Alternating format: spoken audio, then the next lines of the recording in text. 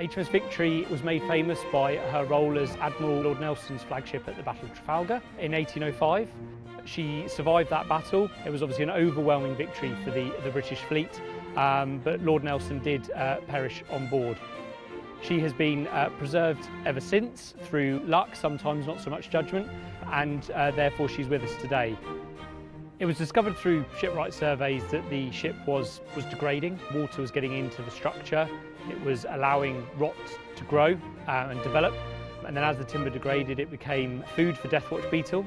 And then over time, that has just been eroding the structure of the ship. And so we've embarked on this project to essentially remove the external rotten timber, dry out the structure, and then we will replank and ensure that we stop water ingress in future.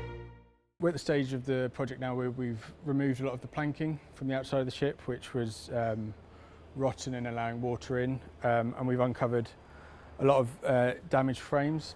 So the next stage of the project is to work our way forward to aft, removing the damaged frames, carrying out repairs where possible, and we'll be using oak planking and traditional methods to reinstate the ship to how she was during the Battle of Trafalgar. When we were removing the planking, we were coming across tools, notes, history. You know, it was quite fun from the previous work done across the last 100, 150 years, really. The size of the timber we're working with it's fun, it's interesting. You know, it adds another level of complexity to it. It's definitely a great honour to work here.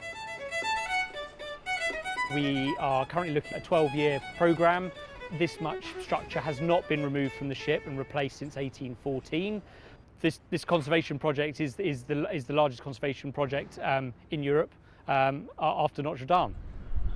I think what we're doing here massively adds to the visitor experience because I think it's such a unique visual experience that they will not see this in their lifetime again. Seeing the underlying structure of Victory and seeing this scale of work is a once-in-a-lifetime opportunity. We think there's probably about 7 to 14% of the ship dates to the time of Nelson. What I think is really important to stress is that the ship is made of timber. Throughout her active service life, she would have been repaired, refitted, elements changed, but the more we conserve, the more our visitors can be sort of assured that they're walking in the footsteps of those 19th century sailors.